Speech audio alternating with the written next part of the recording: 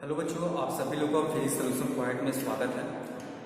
बच्चों previous class में हमने जो है इलेक्ट्रिक डाइपोल के बारे में पढ़ा था। इलेक्ट्रिक डाइपोल के बारे में हमने torque on dipole and work on dipole के बारे में पढ़ा था। जो लोगों ने अगर पिछले का वीडियो नहीं देखा है वो देख के तभी इस वीडियो को देखेंगे, क्योंकि ये जो इस चैप्टर का लास्ट टॉपिक है। आगे बच्चों हम पढ़ेंगे गॉस थ्योरम। गॉस थ्योरम पढ़ने से पहले हम पढ़ेंगे कुछ बेसिक इंपॉर्टेंट चीज़ें, उनके बारे में जानने की कोशिश करेंगे। जैसे एरिया वेक्टर क्या होता है, इलेक्ट्रिक फ्लक्स क्या होता है, उसके बाद हम गॉस थ्योरम पढ़ेंगे, है ना। गॉसियन सरफेस क्या होता है, ये तीन चीज जो है हम गॉस थ्योरम पढ़ने से पहले पढ़ेंगे। कौन कौन से? एरिया वेक्टर, इलेक्ट्रिक फ्लक्स और गॉसियन सरफेस क्या होता है। ये छोटे छोटे बेसिक टॉपिक है। एरिया वेक्टर को हमने पीछे बोर्ड की तरफ यहाँ पे लिखा हुआ है, एरिया वेक्टर क्या होता है। हमने यहाँ पे लिखा है the vector associated with every area element of a close surface is taken to be in the direction of outward normal. हमने डिफिनेशन में क्या लिखा है? हमने लिखा है the vector associated with every area element of a close surface in a direction of outward normal. बच्चों हमने इसको यहाँ पे डिफाइन किया है, आइए उसको समझते हैं होता क्या है। जैसे मान लीजिए कि हमारे पास कोई एक सरफेस है, ये हमारे पास क्या है? एक सरफेस है, इसमें हमने कोई एक एलिमेंट ले लिया है जिसका एरिया कितना है? डेल्टा एस है ना। जिसका एरिया कितना है?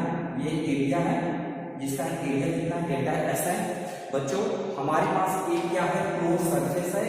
इस क्लोज सरफेस में हमने क्या है? एक छोटा सा एलिमेंट लिया जिसका एरिया क्या है? डेल्टा एस है। तो इस एरिया में यानी इस छोटे से एलिमेंट में जो वेक्टर होगा उस वेक्टर की डायरेक्शन क्या होगी? इस क्लोज सरफेस से आउटवर्ड डायरेक्शन में, और क्या? आउटवर्ड डायरेक्शन में, और क्या होगी? नॉर्मल होगी, और क्या होगी? नॉर्मल होगी। जैसे मान लीजिए हमारे पास जो है ये हमारे पास ये एरिया है, हमने इस एरिया को माना। ये जैसे मान लीजिए कि हमारे पास डस्टर हमारे हाथ में रखा हुआ है, तो इस डस्टर में हमने क्या किया है कि हमारे पास ये क्लोज सरफेस है। इस क्लोज सरफेस में हमने एक छोटा सा एलिमेंट मान लिया। इस छोटे से एलिमेंट में जो हमारा एरिया वेक्टर होगा उसकी डायरेक्शन आउटवर्ड और इस सरफेस क्या होगी? नॉर्मल होगी। ठीक है बच्चों, आज आपको ये चीज समझ में आ गई होगी। तो हमने हमारे पास ये क्लोज सरफेस है, इस क्लोज सरफेस में हमारा छोटा सा एरिया है जिसको हम डेल्टा एस दिखाते हैं। यहाँ पे जो वेक्टर होगा उस वेक्टर की डायरेक्शन परपेंडिकुलर होगी और आउटवर्ड डायरेक्शन होगी। यानी हम डेल्टा एस को लिख सकते हैं, डेल्टा एस को लिख सकते हैं n cap into delta S. बच्चों एन कैप जो है डायरेक्शन बता रहा है कि ये जो एरिया वेक्टर है उसकी डायरेक्शन नॉर्मल की तरफ है और बाहर की तरफ, नॉर्मल और बाहर की तरफ है। यहाँ लिखते हैं where n cap is the unit vector or in outward normal and delta s is the area element। Delta S क्या है? Area element. तो आप इस चीज को लिख सकते हैं delta S is equal to n cap delta S. ठीक बच्चों, आई होप आपको ये टॉपिक समझ में आई होगी कि एरिया वेक्टर होता क्या है। एक बार मैं फिर से रिवाइज कर दे रहा हूँ। एरिया वेक्टर क्या होता है? द वेक्टर एसोसिएटेड विथ, आप पीछे बोर्ड की तरफ देखते रहेंगे, मैं साइड जा रहा हूँ, मैं साइड होकर बोल रहा हूँ। The vector associated with any close surface of the vector associated with every area element of a closed surface is taken to be in the direction of outward normal. Consider a closed surface which have the area element delta s, then the direction of vector is in the outward normal. That means delta s can be written as delta s is equal to n cap delta s. N cap indicates the direction of the normal, direction of the vector, and delta s is the area element। आयो आपको ये topic समझ में आ जाएंगे। आप आगे हम जो है नेक्स्ट डिस्कस करेंगे, नेक्स्ट टॉपिक के बारे में डिस्कस करेंगे। वो टॉपिक हमारी कौन सी है? इलेक्ट्रिक फ्लक्स क्या होता है। बच्चों हमने एरिया वेक्टर पढ़ लिया था। आगे की जो टॉपिक हमारी है वो है इलेक्ट्रिक फ्लक्स। इलेक्ट्रिक फ्लक्स होता क्या है बच्चों, इसको हम समझते हैं। वैसे यहाँ पर हमने बोर्ड की तरफ लिखा हुआ है, एक बार आप देख सकते हैं होता क्या है। Electric flux linked with any surface is defined as the total number of electric field lines that normally passes through that surface। बच्चों अभी तक हमने यही लिखा है, electric flux linked with any close surface is normally passes through the that surface. कहने का मतलब क्या है, जैसे मान लीजिए हमारे पास एक क्लोज सरफेस है, ये मान लीजिए हमारे पास क्या है, एक क्लोज सरफेस है, तो इलेक्ट्रिक फ्लक्स क्या होता है। इलेक्ट्रिक फ्लक्स होता है कि number of electric field lines, यानी ये क्या है, number of electric field lines है जो इससे क्या होती है, नॉर्मली पास होती जाती है ना। Electric flux link with any close surface is defined as the number of electric field lines that normally passes through that close surface. बच्चों ये इसकी क्या होगी, डिफिनेशन होगी, आपको ये चीज समझ में आई होगी। आइए इसका हम कैसे डेरिवेशन करते हैं। जैसे मान लीजिए कि हमारे पास जो है ये क्या है, एक क्लोज सरफेस है, हमारे पास क्या है, ये क्लोज सरफेस है, इसका एरिया हम मान लें कितना, डेल्टा एस है। हम इसका प्रूफ कर रहे हैं, इसका प्रूफ यानी इसका फार्मूला क्या होगा। हमारे पास एक क्लोज सरफेस है जिसका एरिया क्या है, डेल्टा एस है, और यहाँ पे एक चार्ज रखा हुआ है।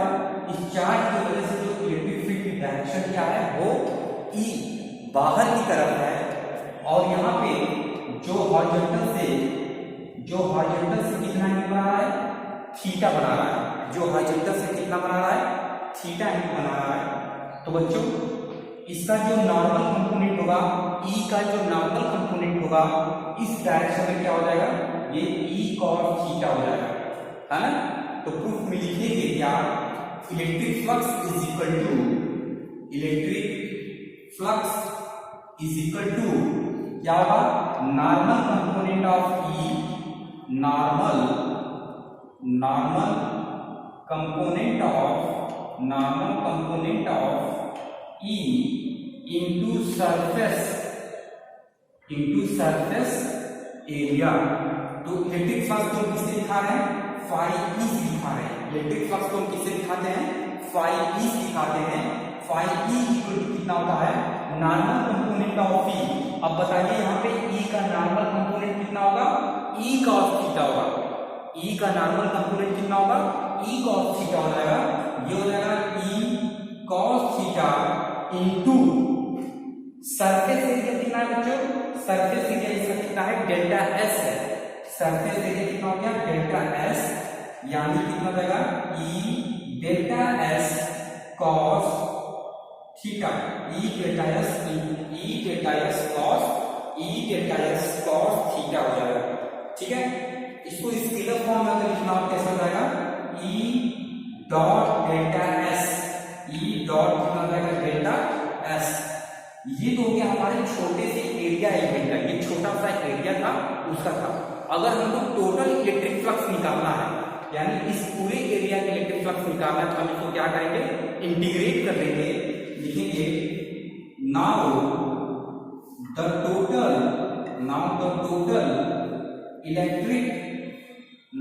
टोटल इलेक्ट्रिक फ्लक्स इज, ये कितना जाएगा, फाई ई, ये कितना जाएगा बच्चों, phi E is equal to close integral vector E dot ये कितना जाएगा, vector E dot vector d S, ये सरफेस इंटीग्रल हो जाएगा। ठीक है, आई होप आपको ये चीज समझ में आएगी। ये कितना जाएगा, phi E is equal to E dot d S, ये इलेक्ट्रिक फ्लक्स का ये फार्मूला है बच्चों। आई होप आपको यहां तक समझ में आ जाएगा। हम आगे बढ़ते हैं बच्चों, इसकी कुछ प्रॉपर्टीज के बारे में आगे पढ़ते हैं, इलेक्ट्रिक फ्लक्स के बारे में पढ़ते हैं। बच्चों इलेक्ट्रिक फ्लक्स नेचर में कैसा होता है, स्केलर क्वांटिटी होती है। यहां पे लिखेंगे it is a scalar quantity. Nature में कैसा होता है, एक स्केलर क्वांटिटी होती है दूसरा, अगर इसकी एसआई यूनिट की बात करें, इट्स एसआई यूनिट इज, अब बताइए यहाँ पे ई की एसआई यूनिट क्या होती है, न्यूटन पर कूलम, और एरिया क्या होता है, मीटर स्क्वायर, यानी एसआई यूनिट क्या होता है कि newton metre square upon coulomb हो जाएगा। कितना होगा बच्चों, newton metre square upon coulomb हो जाएगा। इसकी डायमेंशन आप हमको कमेंट करके बताएं, इसकी डायमेंशन क्या होती है। तीसरा, इट्स डायमेंशन इज न्यूटन पर कूलम, यानी इलेक्ट्रिक फ्लक्स की जो डायमेंशन क्या होगी, इसको आप हमको कमेंट करके बताएंगे इलेक्ट्रिक फ्लक्स की डायमेंशन क्या होती है। बच्चों अभी तक हमने एरिया वेक्टर के बारे में पढ़ा, और किसके बारे में पढ़ा, इलेक्ट्रिक फ्लक्स के बारे में पढ़ा। तीसरी जो बेसिक चीज है उसके बारे में हम डिस्कस करेंगे, गॉसियन सरफेस क्या होता है। बच्चों हम यहीं पे डिस्कस कर लेते हैं Gaussian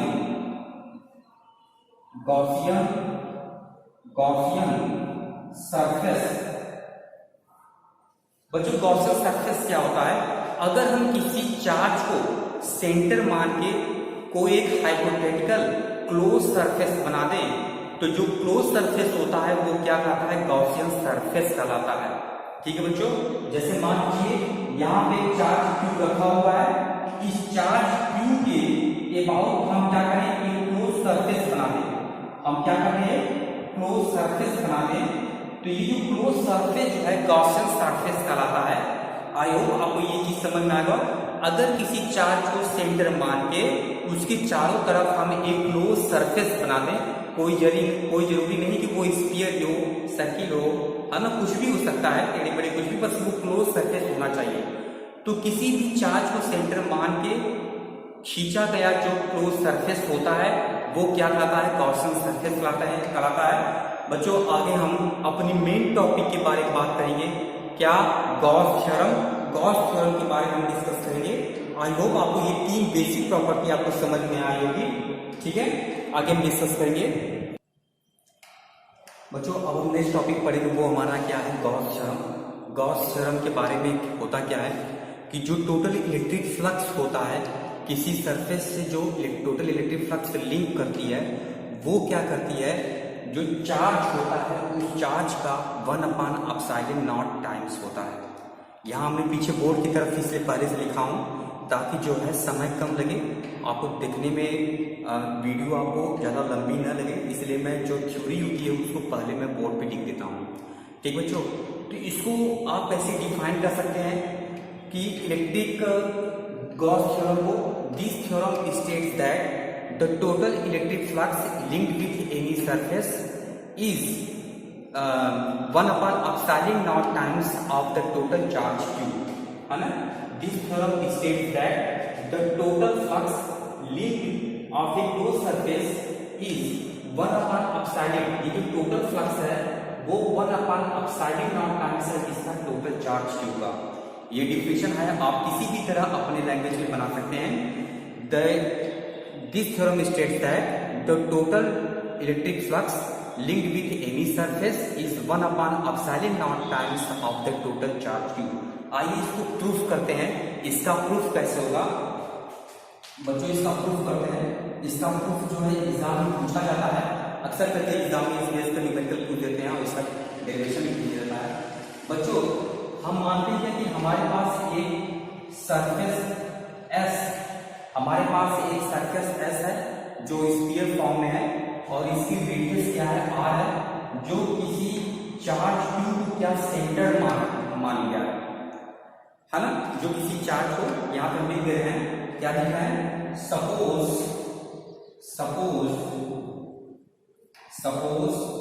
the surface S of sphere, suppose the surface S of sphere of radius small r is centered on Q। अगर Q इसमें सेंटर मान के एक सरफेस खींचा गया है, इसका मतलब ये जो सरफेस होगा हमारा क्या होगा, गॉसियन सरफेस होगा। So the surface S is the Gaussian surface, जो सरफेस होगा ये क्या होगा, गॉसियन सरफेस हो जाएगा। Suppose surface S is the Gaussian surface. ठीक बच्चों, अगर कोई सरफेस एस है जो स्फीयर टाइप है जिसकी रेडियस आर है, वो किसी चार्ज को सेंटर किया हुआ है, इसका मतलब जो सरफेस है एस है वो क्या होगा, गॉसियन सरफेस हो जाएगा। तो इसके कारण जो इलेक्ट्रिक फील्ड प्रोड्यूस होगी वो कितना हो जाएगा, therefore the इलेक्ट्रिक फील्ड बच्चों कितना हो जाएगा, E is equal to 1/4 pi epsilon naught Q upon कितना हो जाएगा, R स्क्वायर। अगर यहाँ पे चार्ज Q रखा हुआ है तो चार्ज Q के कारण जो इलेक्ट्रिक फील्ड प्रोड्यूस होगी वो कितना हो जाएगा, E is equal to 1/4 pi epsilon naught Q upon R square. बच्चों इसको प्रूफ करने के लिए हम क्या करेंगे, एक छोटा सा एलिमेंट मानेंगे जिसका एरिया कितना है, डेल्टा एस। अब बताइए Q के द्वारा जो इलेक्ट्रिक फील्ड प्रोड्यूस हो रही है उसकी डायरेक्शन क्या होगी, उसकी डायरेक्शन आउटवर्ड डायरेक्शन होगी, बाहर की तरफ होगी, है ना। और जो हमारा एरिया एलिमेंट है, यानी ये छोटा सा एरिया एलिमेंट हमने जो ds माना है, इस ds का जो डायरेक्शन होगा वो भी क्या होगा, बाहर की तरफ होगा। वेक्टर E और वेक्टर ds दोनों आउटवर्ड डायरेक्शन के साथ साथ पैरेलल हैं, इसलिए इनके बीच का जो एंगल बनेगा वो कितना होगा, 0 डिग्री हो जाएगा। कितना होगा गाइस, 0 हो जाएगा।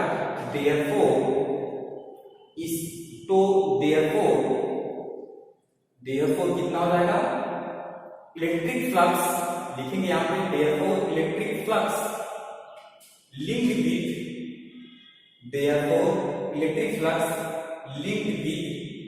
The area element ds is, चलिए इलेक्ट्रिक फ्लक्स इस एरिया एलिमेंट से कितना इलेक्ट्रिक फ्लक्स लिंक कर रहा है उसको हम किससे दिखाएंगे, d phi e से। पूरे सरफेस की बात नहीं कर रहे हैं, बस हम एरिया एलिमेंट, इस एरिया एलिमेंट से कितना इलेक्ट्रिक फ्लक्स लिंक कर रहा है उसकी बात कर रहे हैं। तो d phi e is equal कितना हो जाएगा गाइस, ये हो जाएगा वेक्टर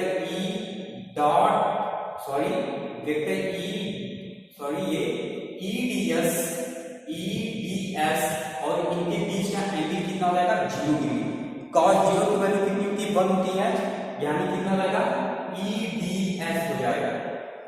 ठीक बच्चों, यानी छोटे से एरिया एलिमेंट में जो इलेक्ट्रिक फ्लक्स लिंक किया d phi e is equal to कितना हो गया, eds हो गया। अब हम टोटल सरफेस पे इलेक्ट्रिक फ्लक्स निकालेंगे, लिखेंगे now the total electric flux,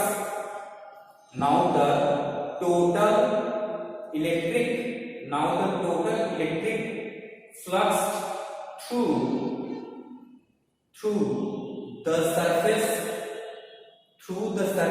S is, चलिए टोटल इलेक्ट्रिक फ्लक्स क्या होगा, जो सरफेस S से होकर लिंक करता है उसको हम किससे दिखाएंगे, phi e से दिखाएंगे। जो टोटल निकालने के लिए गाइस हम क्या करते हैं, इसको हम इंटीग्रेट कर देते हैं, कितना आ जाएगा, surface integral d phi e। चलिए आप इसको इंटीग्रेट करेंगे, d phi e की वैल्यू कितनी है, e ds है, ये जाएगा e इंटू कितना हो जाएगा, ds हो जाएगा, वेक्टर e इंटू ds।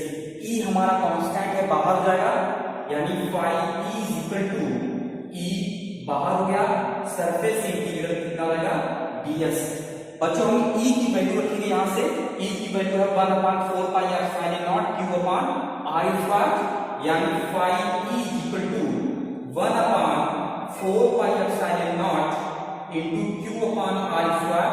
ये बच्चों e की वैल्यू हो गई, इंटीग्रल ds की वैल्यू कितनी आएगी, 4 pi r स्क्वायर। बच्चों जो इसमें कैंसिल आउट है उसको कैंसिल आउट कर देंगे, 4 pi से 4 pi cancel out, r square से r स्क्वायर कैंसिल आउट, यानी बचा क्या, phi e is equal to q upon epsilon naught, यानी क्या हो गया, this proves the Gauss theorem, this proves the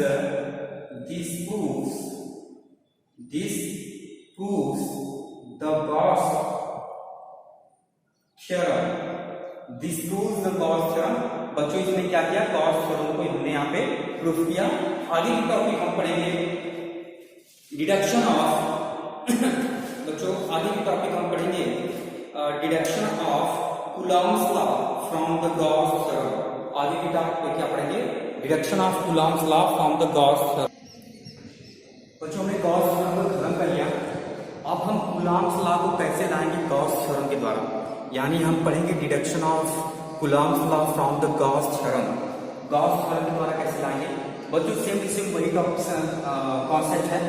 जैसे मान लीजिए यहाँ पे आप देखिएगा हमारे पास ये क्या है, एक सरफेस एस है, एक सरफेस एस है जिसकी रेडियस क्या है, जिसकी रेडियस हम क्या माने स्मॉल आर, जो चार्ज क्यू को सेंटर किया हुआ है।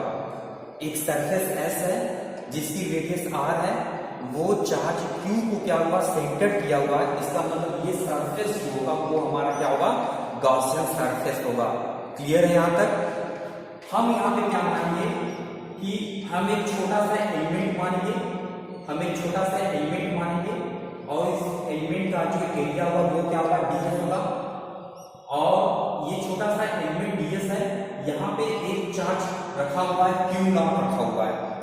इस जो छोटा सा एलिमेंट हमने माना है, इस छोटे से एलिमेंट पे जो चार्ज रखा हुआ है वो क्या है, क्या है, क्यू नॉट है।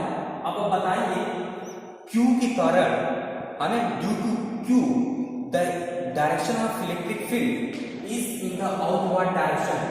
जो इलेक्ट्रिक फील्ड की डायरेक्शन वो क्या होगी, सरफेस से आउटवर्ड डायरेक्शन होगी। और इसके साथ साथ जो एरिया एलिमेंट की डायरेक्शन होगी वो भी क्या होगी, बाहर की तरफ हो जाएगी। यानी ई और डी एस दोनों क्या है, बाहर की तरफ और पैरेलल है, इसलिए इनके बीच का जो एंगल होगा वो कितना हो जाएगा, 0 डिग्री हो जाएगा। तो बच्चों आप यही तक आप लिखेंगे। सपोज मैं आपको लिखने का ढंग बता रहा हूँ, यहाँ पे मैं लिख नहीं रहा हूँ क्योंकि समय ज्यादा लगेगा, इसलिए मैं लिखने का ढंग बता रहा हूँ, आप ध्यान रखिएगा। Suppose the surface S of the sphere of radius R centred on the charge Q, therefore the surface S is the Gaussian surface. Therefore the surface S is the Gaussian surface. Now the electric flux linked with the Gaussian surface is, sorry, now the electric flux linked with the area element ds। अब बताइए अब इतने area element से कितना electric field link कर रहा है, उसको हम कैसे लिखेंगे, d phi is equal to कितना होगा guys, vector E dot d S, यानी ई डी एस कॉस 0 हो जाएगा। कितना होगा गाइस, कॉस 0। क्यों कॉस 0? क्योंकि ई और डी एस के बीच का एंगल कितना है, 0 डिग्री है। मैंने आपको क्लियर कर दिया है। ई डी एस हो जाएगा, ये कितना हो जाएगा, ई डी एस हो जाएगा। ये गाइस कितना हो जाएगा, ई डी एस हो जाएगा। अब हम क्या निकालेंगे, पूरे सरफेस से कितना इलेक्ट्रिक फ्लक्स लिंक कर रहा है, नीचे लिखेंगे the net electric flux, net electric flux linked with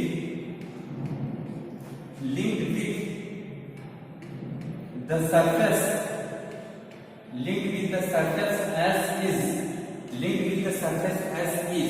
चलिए पूरे सरफेस से कितना लिंक होगा, हम इसको अब दिखाएंगे। Electric flux link with the surface S is कितना होगा गाइस, हम फाई ई टोटल निकालने के इसको क्या करेंगे, इंटीग्रेट कर देंगे, डी फाई ई, ये कितना होगा गाइस, ई बाहर जाएगा, अंदर क्या बचेगा, डीएस की वैल्यू कितनी रहेगी, 4 पाई आर स्क्वायर, यानी ई क्रॉस 4 पाई आर स्क्वायर रहेगा। गाइस हम क्या करेंगे, अब हम गॉस थ्योरम को यूज करेंगे। नीचे देखिए, using the Gauss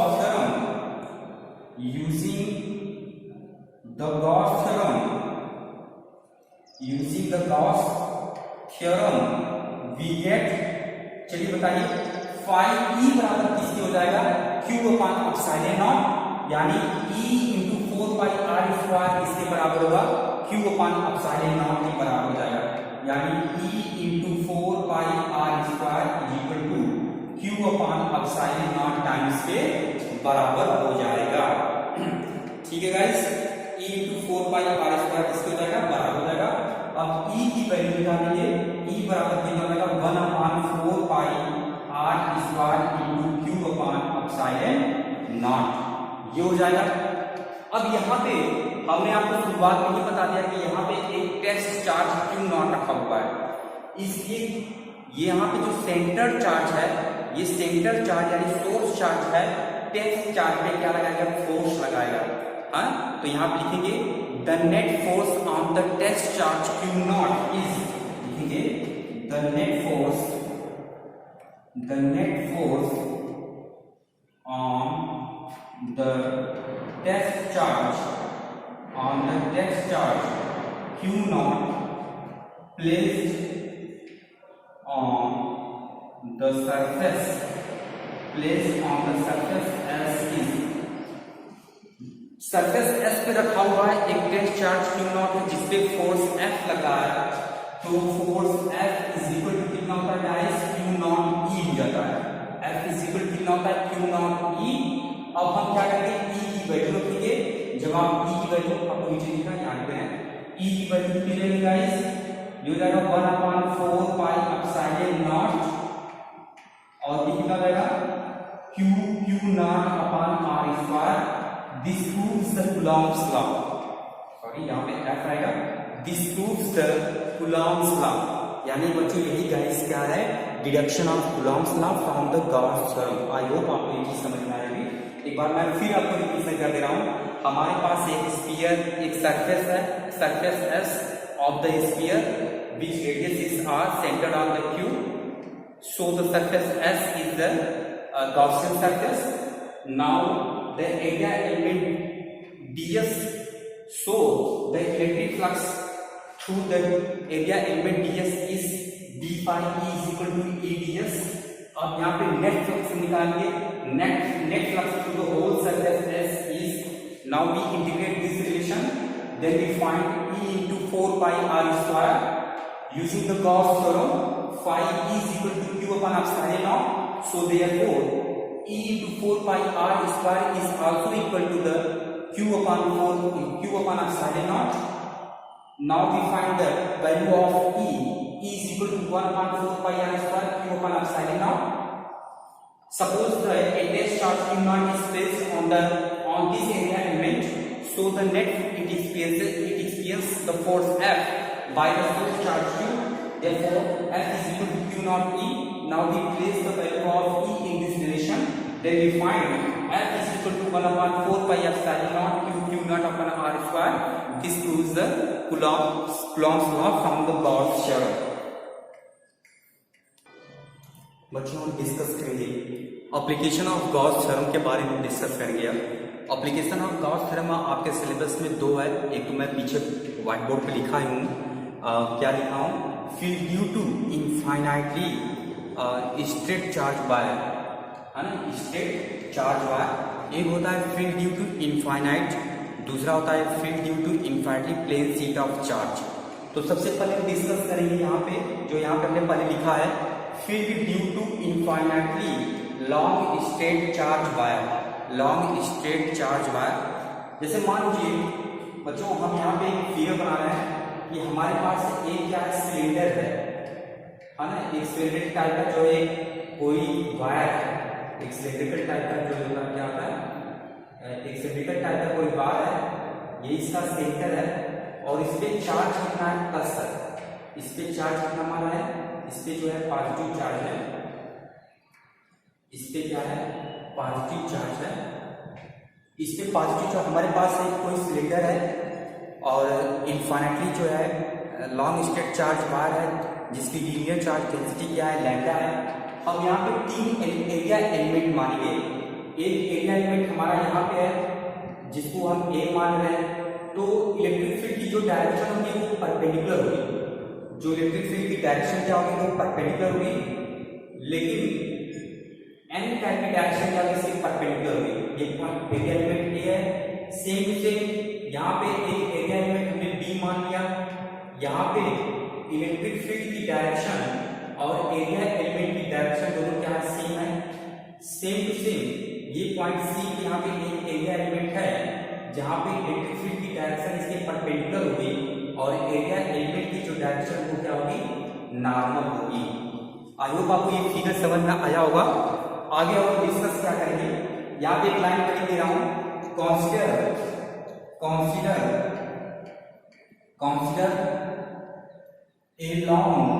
consider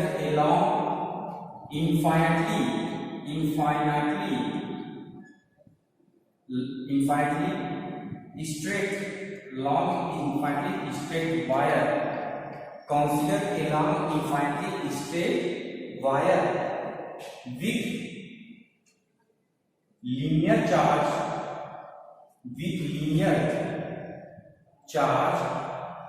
density lambda. So lambda is equal to, बच्चों ने पढ़ा क्या है, lambda is equal to q by l हमने पढ़ा है। लैम्डा इज इक्वल टू हमने क्या पढ़ा है, क्यू बाई एल पढ़ा है। चलिए नाउ अब हम क्या करेंगे, इस पूरे वायर से यानी इस पूरे सिलेंडर से कितना इलेक्ट्रिक फ्लक्स लिंक्ड कर रहा है, नीचे से लिखिए, now the total electric flux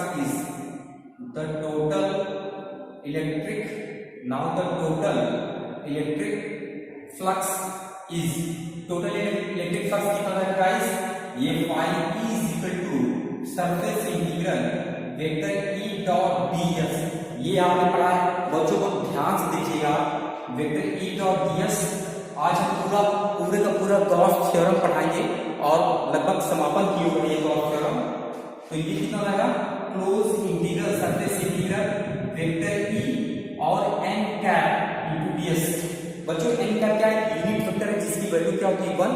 तो n कैप यहाँ लिखने का मतलब ये डायरेक्शन बताता है E और ds की डायरेक्शन क्या है, यानी E और ds के बीच की डायरेक्शन क्या है, उस डायरेक्शन को बताता है। चलिए अब हम क्या करेंगे, अब इसको जो हमने एरिया एलिमेंट लिया है, इस एरिया एलिमेंट हम इसको डिवाइड करते हैं।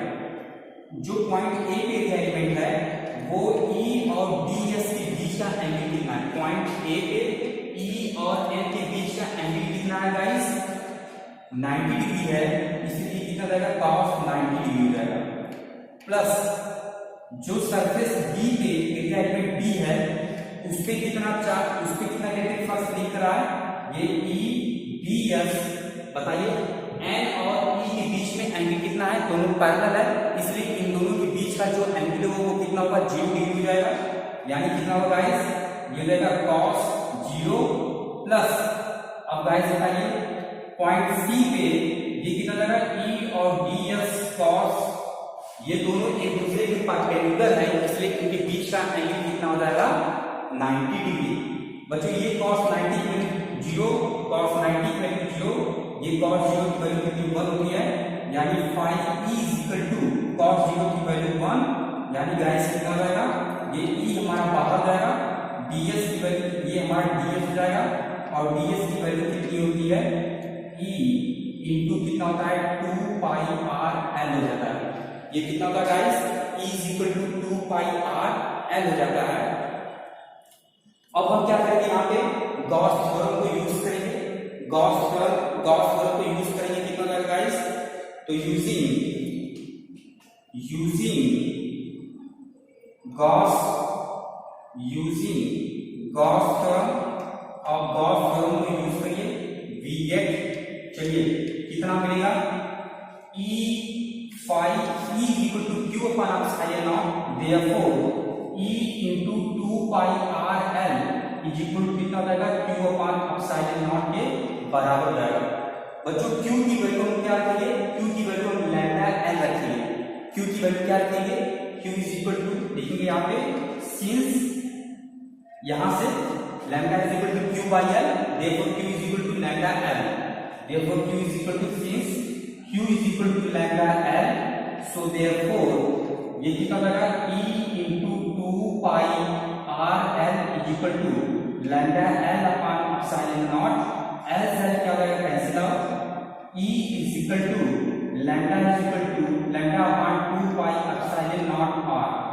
बच्चों ये हमारा क्या है, ये इलेक्ट्रिक अब due to field due to infinitely long straight charge wire का हमारा ये फार्मूला आ गया। आप इसका स्क्रीनशॉट लीजिए। जो हम नेक्स्ट टॉपिक पढ़ाएंगे वो क्या है, field due to infinitely plane sheet of charge. अब हम उसके बारे में डिस्कस करेंगे गाइस। बच्चों अब हम डिस्कस करेंगे जो है कौन सा है हमारे जो दूसरी टॉपिक हमने आपको बताया था, electric field due to the plane sheet of charge. आइए हम एक जैसे मान लीजिए हमारे पास एक वायर है, हमारे पास क्या है, एक क्या है वायर है। इस वायर पे यहाँ पे जो है एक शीट रखा हुआ है, इस वायर पे क्या रखा हुआ है, एक शीट रखा हुआ है। इस पे कितना चार्ज है गाइस, इस पे हमारा जो है पॉजिटिव चार्ज है, इस पे हमारा जो है पॉजिटिव चार्ज है। एक शीट है, एक शीट पे हमारे जो है और कितना चार्ज है, पॉजिटिव चार्ज है।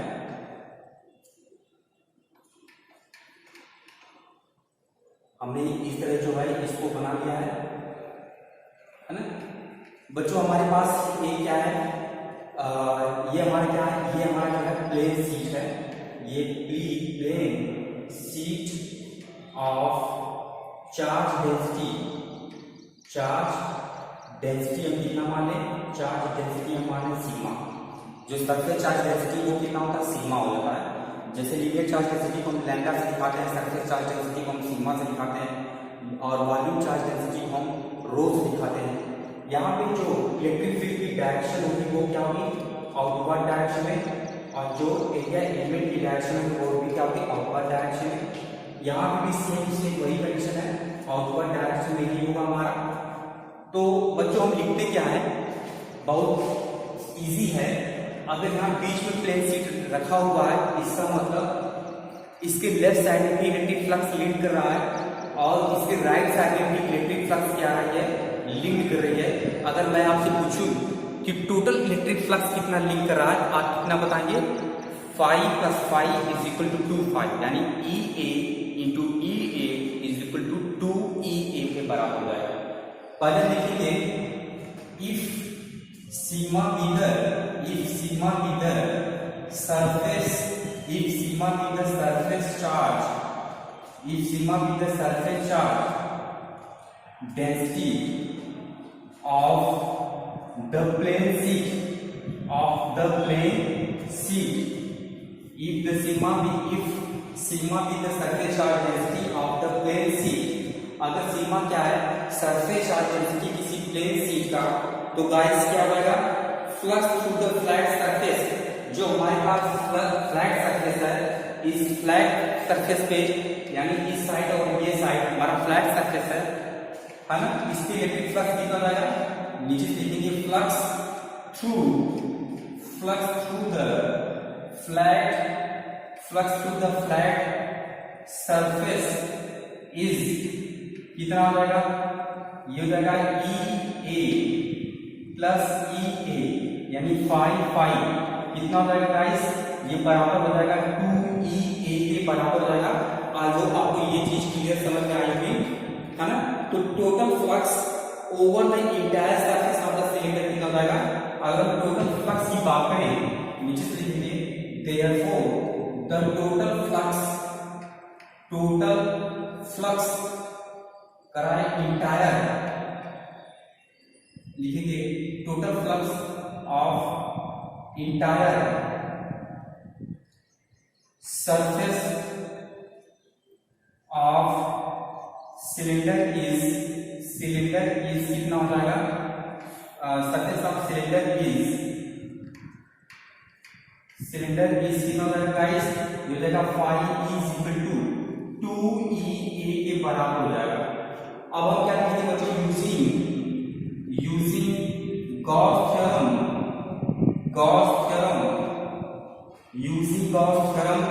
फाइंड E = कितना हो जाएगा, Q/ε0। फाइंड E कितने गाइस, 2EA के बराबर है, और Q कितना हो जाएगा, सिग्मा × A, है ना, अपान कितना हो जाएगा, एप्सिलॉन।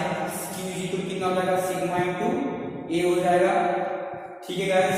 तो A से A क्या होगा, कैंसिल आउट, यानी E कितना हो जाएगा, सिग्मा/2 एप्सिलॉन हो जाता है। बच्चों आपको आई होप आपको ये चीज क्लियर समझ में आई होगी। आज गॉस थ्योरम ने फुल जितनी गॉस थ्योरम ने पढ़ा, गॉस थ्योरम के पहले में जो बेसिक चीज पढ़ा, गॉस थ्योरम के बाद हमने जो है deduction of Coulomb's law from the deduction of Coulomb's law from the Gauss theorem, फिर एप्लीकेशन ऑफ गॉस थ्योरम को हमने पढ़ा। बच्चों ये सब बहुत इंपॉर्टेंट टॉपिक है। आज ये गॉस थ्योरम, बच्चों एक बात और है, कुछ इंपॉर्टेंट नोट्स मैं आपको बता रहा हूँ, आपको न्यूमेरिकल में जो फायदा देगा या कभी पूछ लिया जाता है, मैं इसको एरियस कर रहा हूं। आप हेडिंग लिखेंगे नोट, आप हेडिंग में बच्चों क्या लिखेंगे, note, NOTE note, NOTE note. Guys जैसे मान लीजिए हमारे पास कोई क्यूब रखा हुआ है, ये हमारे पास एक जो है क्यूब रखा हुआ है, ये क्यूब रखा हुआ है,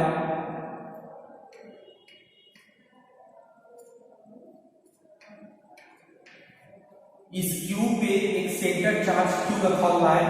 तो कभी कभी पूछ देता है कि इलेक्ट्रिक फ्लक्स, इस चार्ज के बाद जो इलेक्ट्रिक फ्लक्स लिंक कर रही है सरफेस पे कितना होगा, कॉर्नर से कितना हो जाएगा, फेस से कितना हो जाएगा। बच्चों कभी कभी ये चीज पूछ लिया जाता है, लिखेंगे जो हम 2-3 पॉइंट लिखेंगे, जो इलेक्ट्रिक फ्लक्स जो इसके फेस से जो है लिंक कर रहा है ना। अगर इसके फेस की बात करें बच्चों, जो क्यूब होता है, क्यूब की कितनी फेस होती है, 6 फेस होती है, इसलिए यहाँ पे जो टोटल इलेक्ट्रिक फ्लक्स होगा वो क्यू अपॉन कितना हो जाएगा, 6 एप्सिलॉन नॉट हो जाएगा। आप इसको ध्यान रखिएगा, ये फेस यानी कितना होता है, क्यूब की कितनी फेस होती है, 6 फेस होती है, इसलिए इस 6 फेस पे इलेक्ट्रिक फ्लक्स कितना लिंक होगा, 5 face is equal to q upon 6 epsilon not.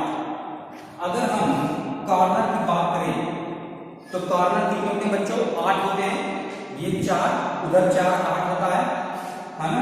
तो कॉर्नर से कितना इलेक्ट्रिक फ्लक्स अगर होगा, ये हो जाएगा क्यू अपॉन 8 एप्सिलॉन नॉट हो जाएगा। गाइस आप ये ध्यान रखिएगा, क्यू अपॉन एप्सिलॉन नॉट। तीसरी बात अगर हम ये बात करें कि कितने एज से, how many edge are electric flux are linked, यानी कितने एज से, कितने किनारे से ये इलेक्ट्रिक फ्लक्स लिंक करती है। तो गाइस हम क्या करेंगे, हमारे पास जो एज होता है वो कितना होता है, क्यू अपॉन 12 एप्सिलॉन नॉट हो जाता है। आप इस चीज को नोट करिएगा, क्योंकि कभी कभी एमसीक्यू मल्टीपल चॉइस क्वेश्चन में पूछ लिया जाता है कि इलेक्ट्रिक फ्लक्स फेस से कितना लिंक करता है, Q upon 6 epsilon not, corner से कितना लिंक करता है, कॉर्नर से क्यू अपॉन 8 एप्सिलॉन नॉट, किनारों से कितना लिंक करता है, Q upon 12 epsilon not. Guys अगर आपने पीछे का वीडियो आपने नहीं देखा है तो पीछे की वीडियो को आप जरूर देखेंगे, तब आपको ये समझ में आएगा। वैसे मैंने एक ही वीडियो में गॉस थ्योरम को खत्म करने की कोशिश किया है। एक बात और है बच्चों, आप जो है वीडियो को देखते हैं लेकिन सब्सक्राइब, लाइक और शेयर नहीं करते हैं, तो आप लाइक और शेयर और सब्सक्राइब भी करिए, ठीक है।